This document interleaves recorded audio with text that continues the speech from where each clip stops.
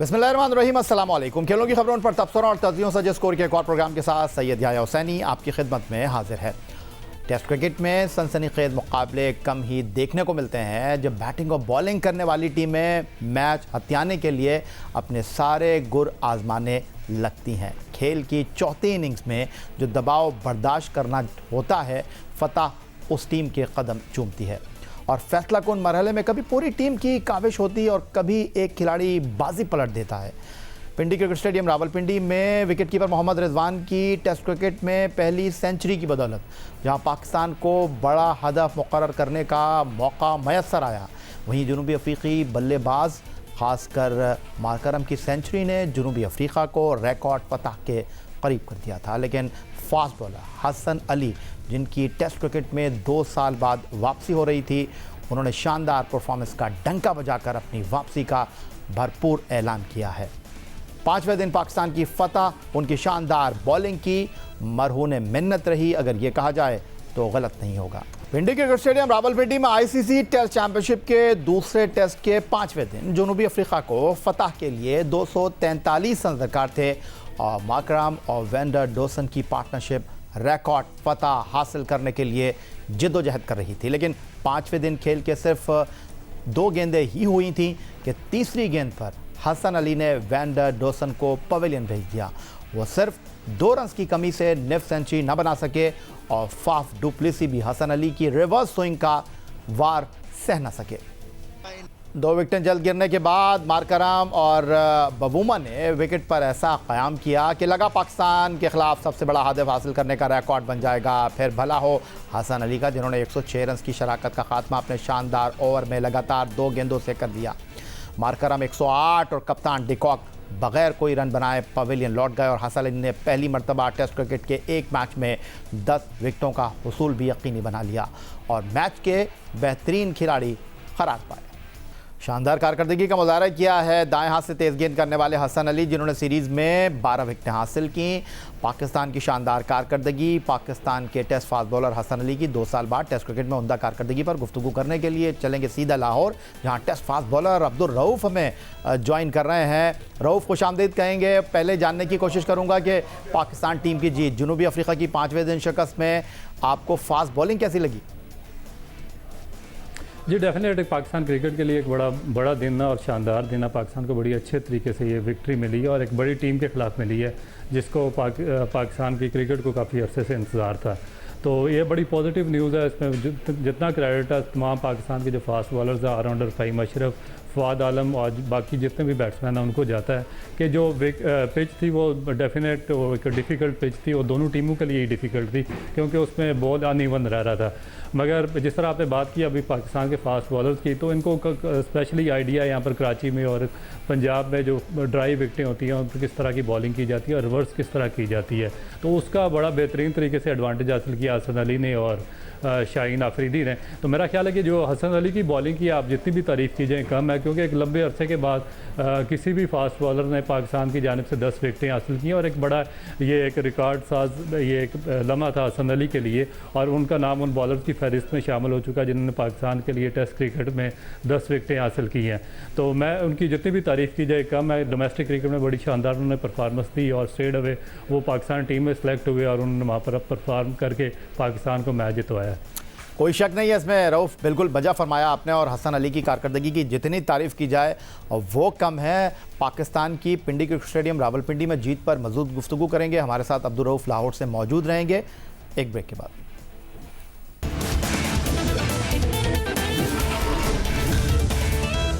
हसन अली की परफॉर्मेंस देखकर of colour नज़र आने वाले शाहीन शाह आफरीदी भी फॉर्म में आ गए हैं और पहली इनिंग में नाकाम रहने वाले फास्ट बॉलर ने 4 विकेटें हासिल कर ली हैं। लेग स्पिनर यासिर शाह ने मलंडर को बोल्ड किया और पाकिस्तान ने 17 साल बाद जनूबी अफ्रीका को टेस्ट सीरीज़ में शिकस्त दे दी। एक बार फिर रऊफ़ की तरफ चलेंगे। रऊफ़, हसन अली ने तो साबित किया 2 साल के बाद पूरी तवानाई के साथ, पूरे रिदम के साथ, बिलखुसूस पिंडी क्रिकेट स्टेडियम रावलपिंडी में वो हमें गेंदबाजी करते हुए दिखाई दी। जब कराची में बॉलिंग कर रहे थे तो लोग थोड़ी सी बात कर रहे थे कि मुकम्मल तौर पर शायद फिट दिखाई नहीं दे रहे, लेकिन हसन अली की देखा देखी शाहीन शाह आफरीदी ने भी रंग जमाया, उन्होंने 4 विकेटें हासिल की। इसको पाकिस्तान क्रिकेट के लिए आप कितना इंपॉर्टेंट समझ रहे हैं?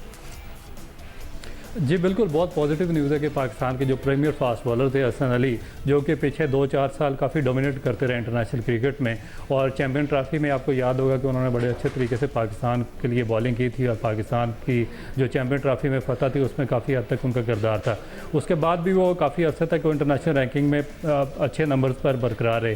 तो अभी उनकी इंजरी के बाद वापसी हुई है, तो उन्होंने बड़े एक प्रॉपर तरीके से कम बैक किया है, क्योंकि इंजरी के बाद वापस फर्स्ट क्लास क्रिकेट में गए हैं। वहाँ पर ना सिर्फ उन्होंने प्रॉपरली फर्स्ट क्लास क्रिकेट खेली है बल्कि वहाँ पर परफॉर्म किया। उसके बाद सिलेक्शन कमेटी को क्रेडिट जाता है, उन्होंने उनको प्रॉपरली वॉच किया और पाकिस्तान टीम में उनको जगह दी। और यहाँ पर भी उन्होंने अपनी जो फिटनेस है और जो फॉर्म है उसका सबूत दिया है कि वो इस वक्त भी पाकिस्तान के सबसे प्रीमियर बॉलर हैं। और जहाँ तक शहनशाह अफरीदी है, वो तो डेफिनेट पाकिस्तान के सबसे इस वक्त बेस्ट बॉलर हैं, क्योंकि वो कंसिस्टेंटली वो तीनों फॉर्मेट में पाकिस्तान की नुमाइंदगी कर रहे हैं। और डेफिनेट जब आपका सीनियर पार्टनर विकेटें ले रहा होता है तो जो जूनियर्स होते हैं उनमें भी इस तरह की एक तहरीक आती है विकेटें लेने की, और इसी वजह से जो दूसरा बॉलर होता है एक पार्टनरशिप डेवलप होती है। जिस तरह की आपने जो बड़ी टीमें हैं उनमें भी देखा होगा कि कोई सीनियर फास्ट बॉलर विकेटें लेता है तो दूसरा जूनियर भी साथ शेयर करता है। तो इसी तरह जो एक बड़ा अच्छा कम्बिनेशन काफ़ी अरसे के बाद पाकिस्तान की फास्ट बॉलिंग में देखने को मिला है। तो आपको लगता है रऊफ कि ये कॉम्बिनेशन बन गया है? आपने तजुर्बेकार अब्बास को सीरीज़ में आराम दिया, आपने नसीम शाह को ड्रॉप किया इंजरी की वजह से, और हसन के साथ शाहीन शाह अफरीदी और उनके साथ बतौर ऑलराउंडर फ़हीम अशरफ खेल रहे हैं। आपको लगता है ये कॉम्बिनेशन जो है वो पाकिस्तान टीम के लिए मुस्तकबिल में भी कारआमद फ़ायदेमंद साबित रहेगा, या आपको लगता है कि वक्त के साथ, हालात के साथ, चीज़ों को देखते हुए आपको कॉम्बिनेशन बनाना पड़ेगा? देखिए, मेरी दुआ तो यही है कि ये कम्बिनेशन बरकरार है और पाकिस्तान के लिए मज़ीद फतवात हासिल करें। मगर जिस तरह के पाकिस्तान की, नो डाउट कि पाकिस्तान के जितने भी प्लेयर्स हैं उन्होंने बड़ी शानदार परफॉर्मेंस का मुजाहरा किया इस सीरीज़ में और पाकिस्तान को जितवाया। मगर इसमें जो पाकिस्तान क्रिकेट बोर्ड की जो मैनेजमेंट साथ है पाकिस्तान टीम के, उनके जो ब्लंडर्स हैं उनको छुपाना भी एक प्रॉब्लम पैदा करेगा आइंदा फ्यूचर में पाकिस्तान क्रिकेट के लिए, क्योंकि जिस तरह की उन्होंने डेवलपमेंट और उनका कोई फ्यूचर प्लानिंग नहीं है, कंसिस्टेंसी नहीं है सिलेक्शन में। अपने फेवरेट प्लेयर्स पास सीरीज़ में वो खिलाते रहे और उनमें से कोई एक प्लेयर भी क्लिक नहीं कर सका जो पाकिस्तान को मैचेस जितवाए या कंटिन्यू पाकिस्तान क्रिकेट के साथ रहे। इसी वजह से आपने देखा होगा कि फवाद आलम 10 साल बाद दोबारा आए, उन्होंने स्ट्रेट अवे पाकिस्तान को टेस्ट मैच जितवाए। 34 ईयर्स ओल्ड नुमान अली को लाया गया, स्पिनर्स डेवलप नहीं कर सके। इसी तरह मिडिल आर्डर में फवाद आलम आया, कोई दूसरा बैट्समैन डेवलप नहीं हो सका। आबद अली 7-8 साल के बाद उनको बाहर रखा गया, फिर उनको पाकिस्तान टीम में लाया गया और अभी उन पर बैट पैच आया तो उनका भी पाकिस्तान की जो मैनेजमेंट है उनके पास कोई दूसरा मुतबादिल मौजूद नहीं है। तो इसमें नो डाउट कि पाकिस्तान की एक अच्छी विक्ट्री है, मगर इसमें काफ़ी सारे क्वेश्चंस आ जाते हैं पाकिस्तान की जो एब्सोल्युटली। मैं यही जानना चाह रहा हूँ रऊफ आपसे, आपने कहा कि जीत पाकिस्तान ने ज़रूर हासिल की है, 2 सेंचुरियाँ पाकिस्तान की तरफ से फवाद आलम और रिजवान ने स्कोर की, 12 विकेटें हसन अली ने हासिल की, फ़हीम अशरफ ने पहले कराची में निफ सेंचुरी की, उसके बाद उन्होंने पिंडी में बर वक्त निफ सेंचुरी स्कोर की। लेकिन ओवरऑल अगर देखा जाए तो ये पाकिस्तान टीम की कॉम्प्रिहेंसिव कमांडिंग परफॉर्मेंस के साथ जीत नहीं है।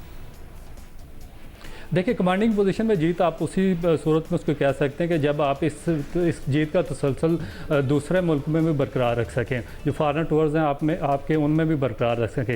ये ज़रूर है कि पाकिस्तान जीत गया और पाकिस्तान का ICC में जो आप टेस्ट रैंकिंग है वो इम्प्रूव होगी, मगर क्या आपको बाकी जो कंट्रीज़ हैं वो भी इस तरह के पिचें आपको प्रोवाइड करेंगे? मेरा जवाब है बिल्कुल नहीं करेंगे, क्योंकि एक टेस्ट स्टैंडर्ड की पिचें तो ये नहीं थी। आपने ठीक है कि अपने लिए आपने एक डेफिनेट एक लो स्टैंडर्ड की पिच तैयार की जो कराची में भी थी और रावलपिंडी में भी देखी गई है। उसमें जो आपके बैट्समैन हैं उन्होंने भी स्ट्रगल किया, जो साउथ अफ्रीकन है उनको भी इस पर एक्सपीरियंस नहीं था, उन्होंने भी स्ट्रगल किया है।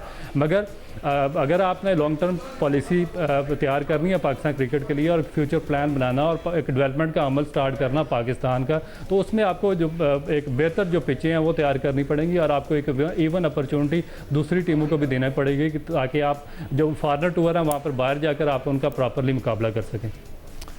बिल्कुल दुरुस्त कह रहे हैं अब्दुल रऊफ, पाकिस्तान के टेस्ट फास्ट बॉलर अपने तजुर्बे, अपने मुशाहिदे की बुनियाद पर और का बात कर रहे हैं कि पाकिस्तान ने जनूबी अफ्रीका को 17 साल के बाद टेस्ट सीरीज़ में ज़रूर शिकस्त दी है।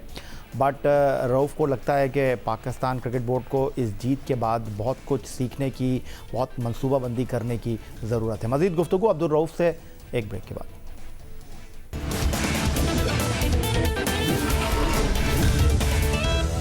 पाकिस्तान क्रिकेट बोर्ड ने न सिर्फ कौमी टीम बल्कि नेशनल हाई परफॉर्मेंस सेंटर में भी कोचेस की भरमार तो कर ली है, लेकिन पाकिस्तान का टॉप ऑर्डर तवक्कुआत के मुताबिक जनूबी अफ्रीका के ख़िलाफ़ होम सीरीज़ में परफॉर्म करने में कामयाब नहीं रहा, बल्कि जनूबी अफ्रीका के खिलाफ लोअर ऑर्डर बैट्समैनों की कारकर्दगी ज़्यादा मुतासर कुन रही है। जनूबी अफ्रीका के खिलाफ 4 इनिंग्स में नंबर 1 से 5 पोजीशन तक के पाकिस्तानी बैट्समैनों ने 367 रन स्कोर किए और नंबर 6 से 11 के पोजीशन पर बैटिंग करने वाले बैट्समैनों ने मजमूई तौर पर 630 रन बनाए। फ़हीम अशरफ इसमें सरे फहरिस्त दिखाई दे रहे हैं। वो पाकिस्तान के टेस्ट सीरीज़ में टॉप स्कोरर भी रहे। फ़हीम अशरफ ने 3 इनिंग्स में 171 रन स्कोर किए और नाकाबिल शिकस्त 78। पिंडी क्रिकेट स्टेडियम रावलपिंडी की पहली इनिंग में उनका बेहतरीन स्कोर रहा।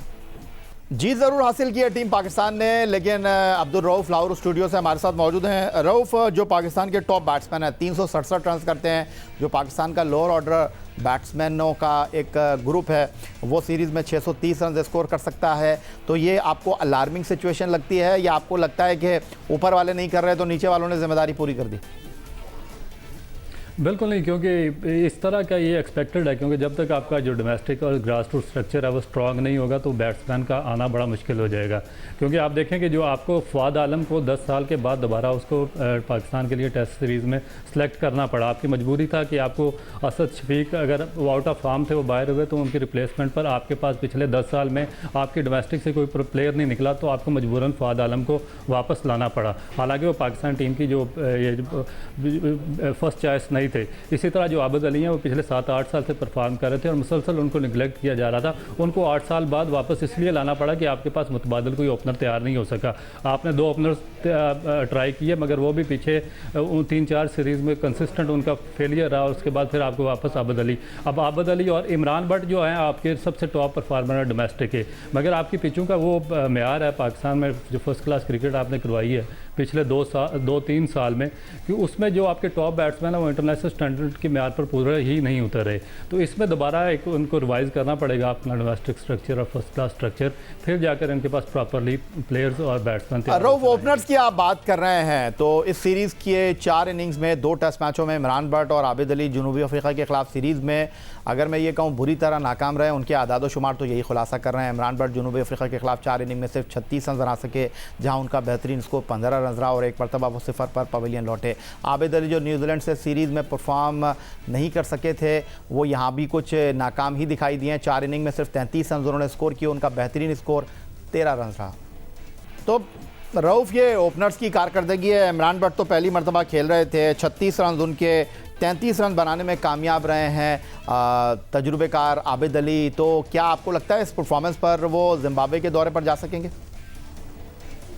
देखिए बेसिकली ये इसमें फ़ॉल्ट पाकिस्तान की जो मैनेजमेंट है उनका आ जाता है, क्योंकि अगर देखें आबिद अली कोई बिल्कुल यंग नहीं है कि उसको आपने 19-20 साल की एज में चांस दे दी और फिर आप उस पर रिलाई करेंगे। जब आपसे डिले हुआ, आपसे फॉल्ट हुआ, पाकिस्तान क्रिकेट बोर्ड की जो पास सिलेक्शन कमेटीज़ थी, आपने उनको जो उसका जेन्युइन टाइम था उस पर चांस नहीं दिया, 7-8 साल उसके मिस किए हैं। अभी वो दोबारा आया तो आपको उसकी रिप्लेसमेंट हर सूरत में तैयार करके रखनी चाहिए थी। ये नहीं हो सकता कि 8 साल के बाद भी एक ही प्लेयर कंसिस्टेंटली परफॉर्म करता रहे।